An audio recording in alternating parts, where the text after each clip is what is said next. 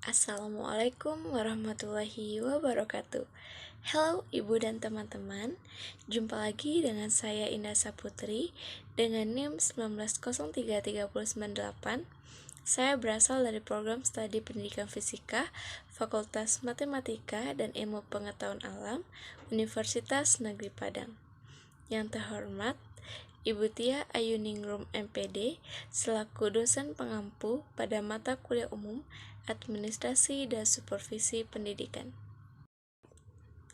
Pada kesempatan kali ini, saya akan membahas materi ke-13 dari mata kuliah umum Administrasi dan Supervisi Pendidikan, di mana judulnya yaitu Kepemimpinan. Pada materi kepemimpinan ini terdapat dua submateri, yaitu yang pertama konsep dasar dari kepemimpinan, yaitu berupa pengertian, fungsi, dan prinsip dari kepemimpinan dalam pendidikan. Kemudian yang kedua yaitu gaya kepemimpinan, kepala sekolah.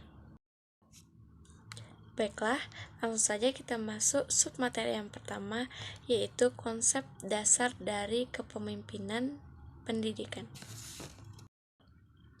Langsung saja kita bahas terlebih dahulu, yaitu pengertian dari kepemimpinan dalam pendidikan. Pendidikan adalah proses pengembangan individu secara utuh yang mencakup aspek kognisi, afeksi, dan psikomotor, sehingga terbentuk pribadi yang berpengetahuan, berkarakter, dan juga terampil. Arti kepemimpinan sendiri menurut Terry Hoyt dalam Kartono tahun 2003 adalah kegiatan atau seni mempengaruhi orang lain agar mau bekerja sama yang didasarkan pada kemampuan orang tersebut untuk membimbing orang lain dalam mencapai tujuan-tujuan yang diinginkan kelompok. Lalu apa itu definisi dari kepemimpinan pendidikan? Kepemimpinan pendidikan adalah suatu kemampuan dan proses mempengaruhi, membimbing, dan mengkoordinir dan juga menggerakkan orang lain yang ada hubungannya dengan pengembangan ilmu pendidikan dan pelaksanaan pendidikan agar kegiatan yang dijalankan dapat lebih efektif di dalam pencapaian tujuan-tujuan pendidikan dan pengajaran. Selanjutnya yaitu fungsi dari kepemimpinan pendidikan. Sejalan dengan kompleksitas dan keunikan institusi pendidikan, kepemimpinan pendidikan mempunyai fungsi sebagai berikut. Yang pertama, kepemimpinan pendidikan sebagai manajer, sebagai pemimpin, dan sebagai pendidik.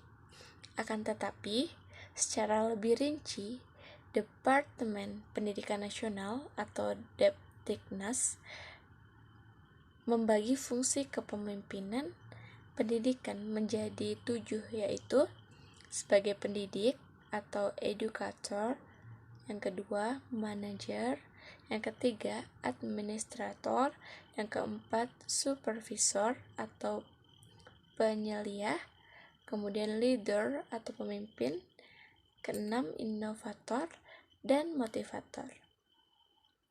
7 fungsi kepemimpinan itu sering disebut dengan istilah E-Maslim. Fungsi kepemimpinan pendidikan sebagai edukator atau pendidik mencakup 7 aspek, yaitu prestasi, tenaga pendidik, kemampuan membimbing tenaga pendidik, kemampuan membimbing karyawan, membimbing siswa, mengembangkan staf, kemampuan belajar dan mengikuti perkembangan iptek, dan kemampuan memberi contoh dalam mengajar. Sementara itu, fungsi kemampuan kepemimpinan pendidikan sebagai manajer mencakup aspek-aspek kemampuan menyusun program, menyusun organisasi kepegawaian dalam institusi pendidikan, menggerakkan staf, dan aspek kemampuan mengoptimalkan daya institusi pendidikan. Fungsi kepemimpinan pendidikan sebagai administrator mencakup kemampuan mengelola administrasi kegiatan belajar mengajar serta membimbing dan konseling kesiswaan, ketenagaan, keuangan, sarana dan prasarana, maupun aspek kemampuan mengelola administrasi kesuratan.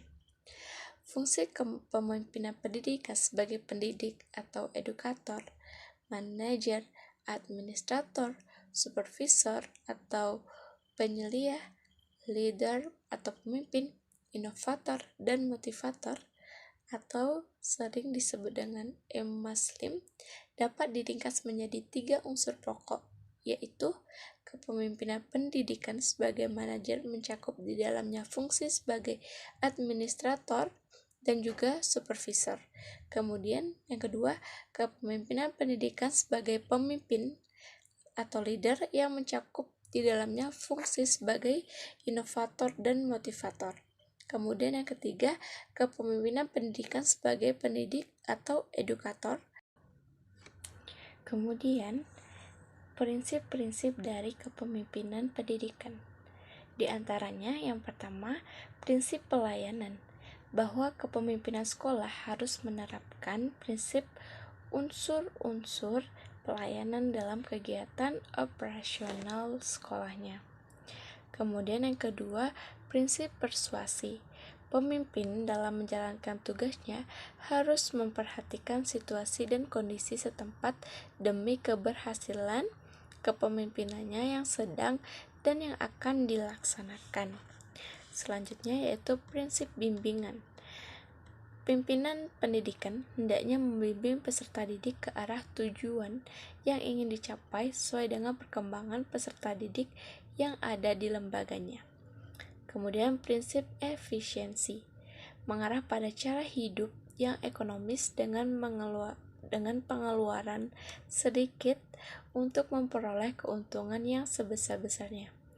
Kemudian prinsip berkesinambungan, agar pemimpin pendidikan ini diterapkan tidak hanya pada satu waktu saja, tetapi perlu secara terus-menerus.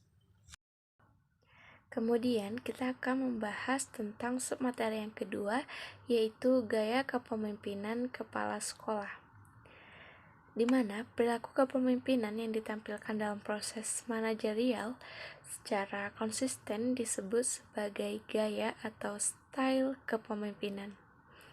Gaya kepemimpinan yang dimaksud sebagai cara berperilaku yang khas dari seorang pemimpin terhadap para anggota kelompoknya. Secara umum, Karwati dan Priyansah mengemukakan 3 gaya kepemimpinan kepala sekolah yang paling luas dikenal adalah gaya kepemimpinan autokratis, demokratis, dan laissez-faire. Kepala sekolah sebagai seorang yang diberi tugas untuk memimpin sekolah bertanggung jawab atas tercapainya visi, misi, tujuan, peran, dan mutu pendidikan sekolah.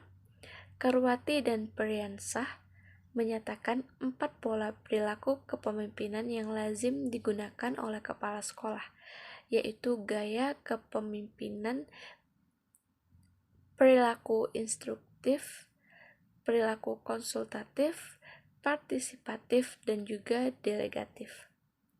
Gaya kepemimpinan yang disebut sebagai cara berperilaku yang khas dari seorang pemimpin terhadap para anggota kelompoknya. Hersey dan Blenheart mengemukakan bahwa gaya kepemimpinan yang efektif itu berbeda-beda sesuai dengan kematangan bawahannya. Kematangan atau kedewasaan menurutnya bukan dalam arti usia atau stabilitas emosional, melainkan keinginan untuk berprestasi, kesediaan untuk menerima tanggung jawab, dan mempunyai kemampuan serta pengalaman yang berhubungan dengan tugas. Gaya kepemimpinan pendidikan adalah cara seseorang pemimpin lembaga pendidikan dalam mengatur, mengarahkan, dan membimbing guru agar mereka bekerja sama untuk mencapai tujuan pendidikan.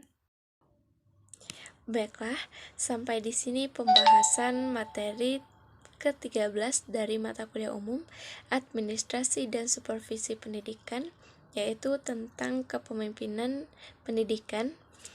Saya Indah Saputri, mohon maaf atas segala kesalahan, karena ini juga tugas terakhir dalam mata kuliah umum Administrasi dan Supervisi Pendidikan.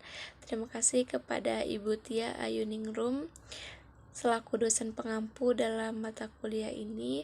Terima kasih atas ilmu yang telah diberikan. Saya mohon maaf atas segala kesalahan dan tindakan yang tidak berkenan dalam mengikuti perkuliahan Administrasi dan Supervisi Pendidikan ini. Semoga ilmu yang Ibu berikan selalu bermanfaat untuk saya dan juga teman-teman. Terima kasih atas pengajaran yang telah Ibu berikan kepada kami. Saya mohon maaf dan undur diri. Saya akhiri dengan wabillahi taufiq wal hidayah. Wassalamualaikum warahmatullahi wabarakatuh.